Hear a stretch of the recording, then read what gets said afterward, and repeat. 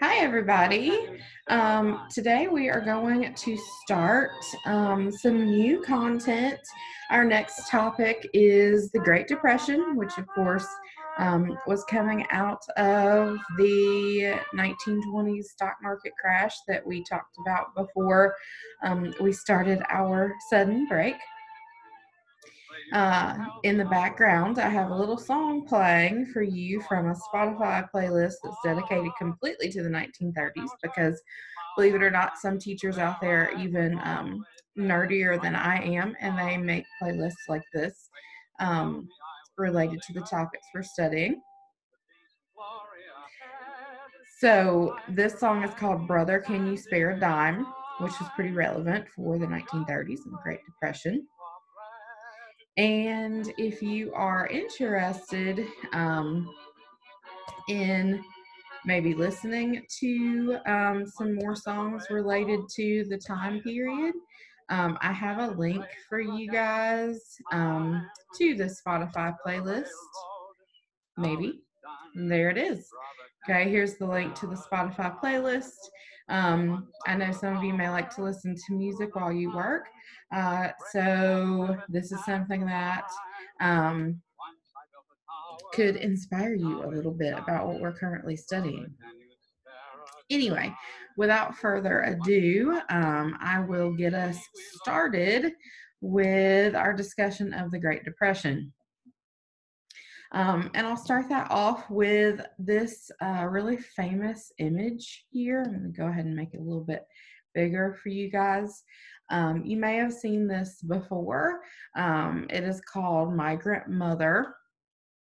And this photograph was taken by a woman named Dorothea Lange.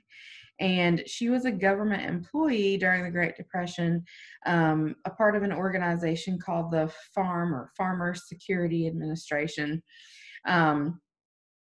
And a lot of these organizations were created under a program called the New Deal by Franklin Roosevelt, which I'm going to talk about in the next video that I make. And basically, they were created to simply put people to work and put money in their pockets. But part of their job was to kind of document life during the Depression and kind of reveal the suffering of poverty so that we would have a reason to fix it and continue to support programs to help people out. And I think this is just, the perfect image, and it has kind of become the image from the Great Depression because you can just see the worry and the stress and the burden written all over this woman's face. You can see her children here. They're dirty, they're unkempt, they are obviously down on their luck and having a hard time. So this kind of reminds us of the severity of the Depression and what it would have been like to be living in it. Now, before we started our quarantine break, we were talking about the 1920s, how it starts as kind of this boom and this party, but that quickly falls apart because of a lot of bad decisions that people were making, especially economically. So just to recap those real quickly, we had that development of a consumer culture. People were happy to have survived the war, to have survived the Spanish influenza. They were employed. They had money to spend. And factories and industry were really kicking production of consumer goods into high gear because, they had gotten used to producing at maximum levels during World War I to support the war effort. So they're certainly not going to scale that back if people are still buying stuff. And people were all about buying stuff. So we have things like Henry Ford's Model T and other, luxury items and things that make your life more convenient and easier. Vacuum cleaners, refrigerators, radios. All of these things were hot items, and people were spending a little unwisely. So we talked about how people were making down payments and then kind of paying weekly or monthly, which was called installment buying. And that was fine at first. But just as we know, credit cards and buying on credit can be a little bit dangerous today if you don't do it wisely. This became a little bit dangerous as the wealth of businesses became really artificial because they were selling items, but they weren't collecting all of those profits, at least not immediately. And as long as people were employed and were being able to make regular payments, all was good. But as soon as we start to see a little bit of trouble in the economy, that very quickly snowballs into a bigger issue. Another part of this was the kind of artificial growth of the stock market. It was a bull market, which means it's strong, it has high prices, but a lot of those prices were artificially high. People were kind of gambling on the stock market, picking a company that they thought would be successful, putting a bunch of money in, and looking for the short term, make a little profit, sell, and collect on that profit, which, as we educated, smart people all know, is not really what the stock market is all about. People were also buying on margin, which is something that we talked about before, where they were using, loaned money to invest in the stock market, which means that if they do not profit the way that they think they will, if there happens to be, a stock market crash, they're out money, and so are the people who loaned it to them. So all of this creates a very shaky foundation for our economic system, just as we saw when we built those Jenga towers. Our actual wealth keeps going down, and all of the bad things that we're doing are stacked on top until it's all a very wobbly tower. And of course, that comes crashing down with the stock market crash in October of 1929.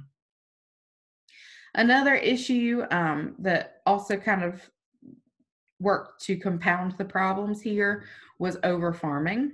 Just like our industry, our agricultural folks, our farmers, have been producing at maximum output during World War I to support the war effort. They had been encouraged to do that by the government.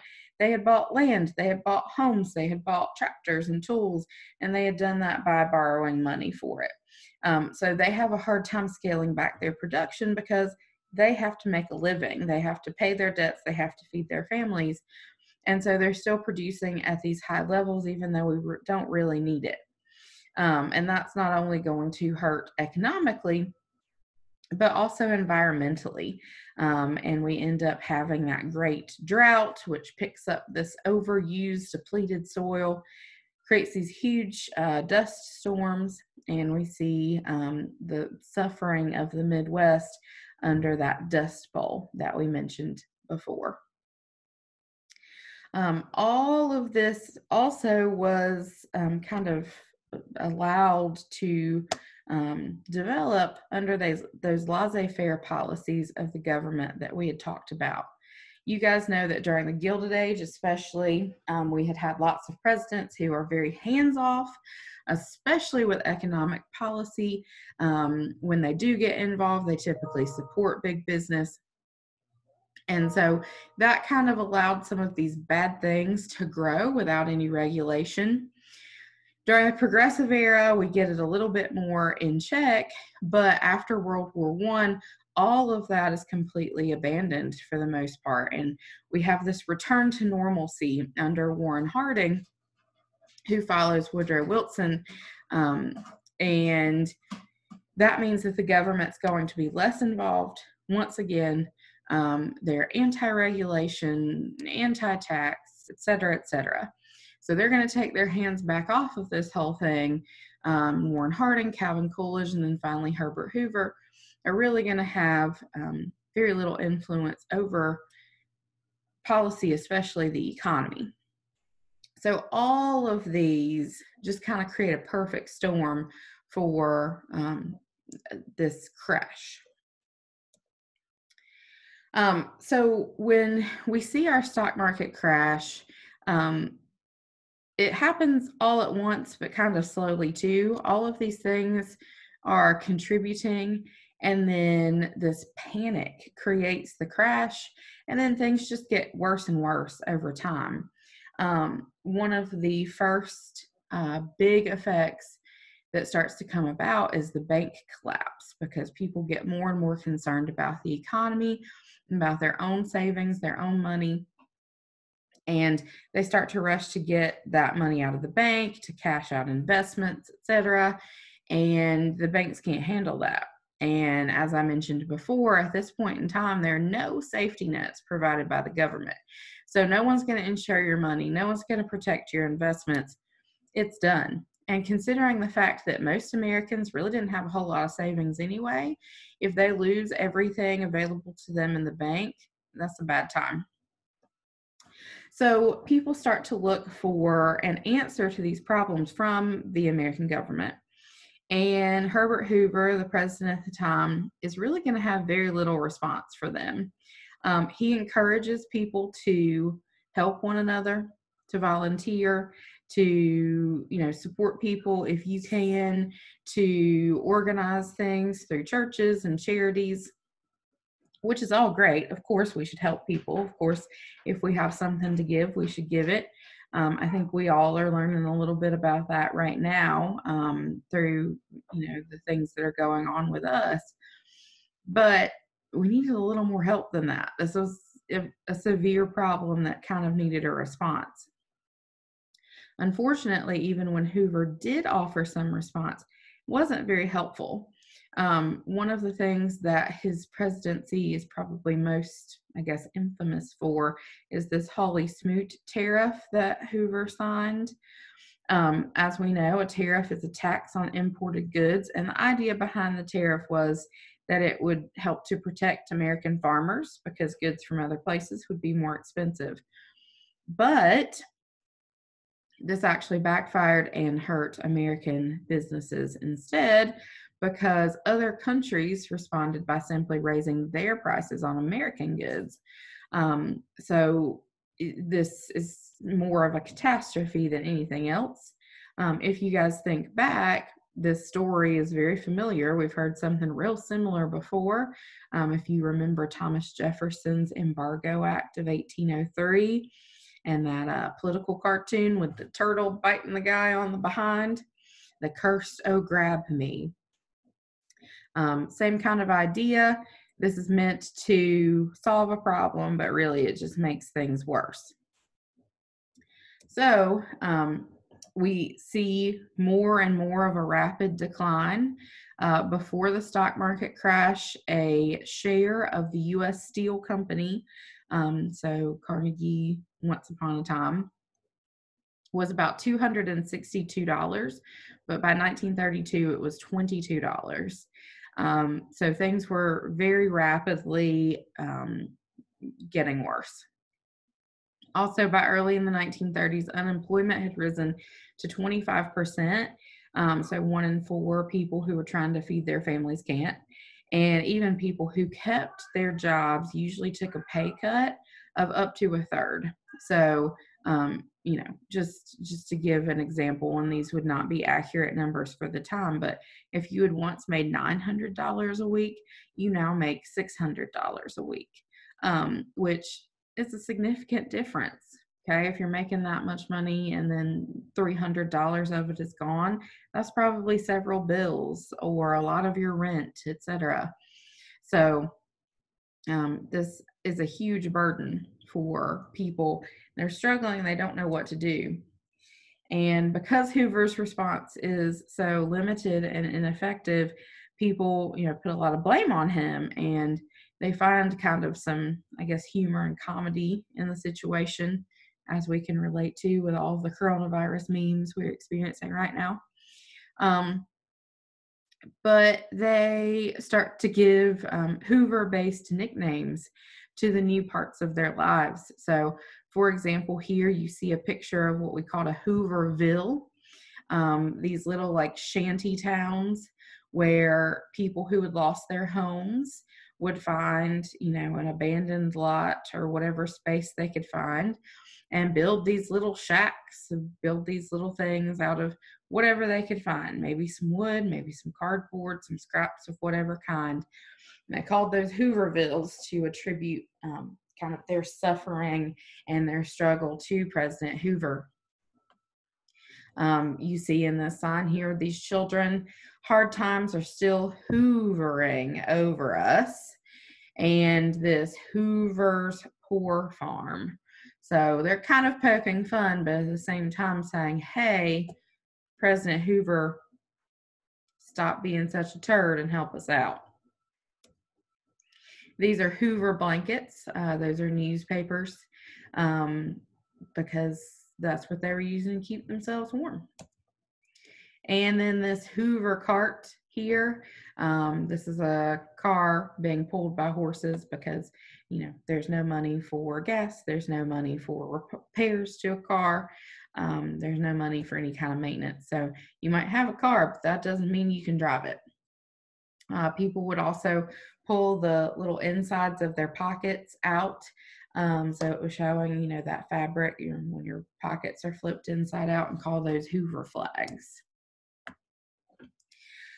One of the biggest and I guess scariest examples of Hoover's response or lack thereof to the suffering of people was an event that happened with a group of people called the Bonus Army. After World War I, the U.S. government had promised World War I veterans a little extra money to show, the country's gratitude for their service and help support them a little bit. But that money wasn't due to be released until 1945. But obviously, people are suffering in the 1930s and they need some help now, not 15 years later. And so Congress was working on a bill to release that money earlier to help people with the Great Depression. And this was being denied by Herbert Hoover and by various others who thought that that would just send the country into a worse state, because where would we get that money? So in protest, we have a bunch of veterans and their families marching on DC, and they set up this camp in a similar fashion to the Hoovervilles and staged kind of like a sit-in in this little tent city. And the idea is we'll stay here until we get our money, and kind of just be a visual reminder and a blight on the White House and the Capitol until we get what we want. Herbert Hoover ordered them to leave. They didn't. And so he sent in troops to destroy their camp city. You can see here it's been set on fire. They used tear gas on women and children. They chased people around. And this is clearly not the kind of reaction that you want to see to crisis and suffering by the leader of the United States. So this doesn't really gain Hoover a lot of fans. So that kind of brings us to the end of the initial response to the Great Depression. I'm going to leave an assignment for you guys that will have you take another look at, or take an additional look at some other aspects of life during the Great Depression and how Hoover responds to it. But one thing that I want to say before we transition into another video is that throughout history, we've seen that times of great trouble in the United States call for some, large response, for some large change that, affects politics, economics, society, etc. So, for example, before World War I, we had the Gilded Age. That was a time of significant trouble. And the response to that was the Progressive Era. We see all of these reforms, all of these fixes meant to improve our country and make life better. So political reforms like the 17th Amendment that allowed for the direct election of senators, economic reforms like the establishment of the FDIC, or no, I'm sorry, not the FDIC, the Federal Reserve. FDIC is coming up next in the Great Depression and New Deal. Other changes to big business, like the regulations on the meat packing industry, like limitations on monopolies and trust, et cetera, et cetera. Social reform to help people living in the tenements, to help people who are struggling and suffering in poverty. All of that came about because we had a time of significant, serious trouble in the United States. So this is going to be the same when we have the Great Depression. That's significant trouble, and we're going to need a significant progressive response. And the person that's going to bring that about is going to be the second Roosevelt president, Franklin Roosevelt, which is, I think, kind of cool because our first progressive president after the Gilded Age, of course, was Theodore Roosevelt. So we'll see Roosevelt's bringing us into transitions from great trouble to great progress in both situations. So just keep that in mind as we enter into the next video that I'll be posting about Franklin Roosevelt and the New Deal soon. See you later.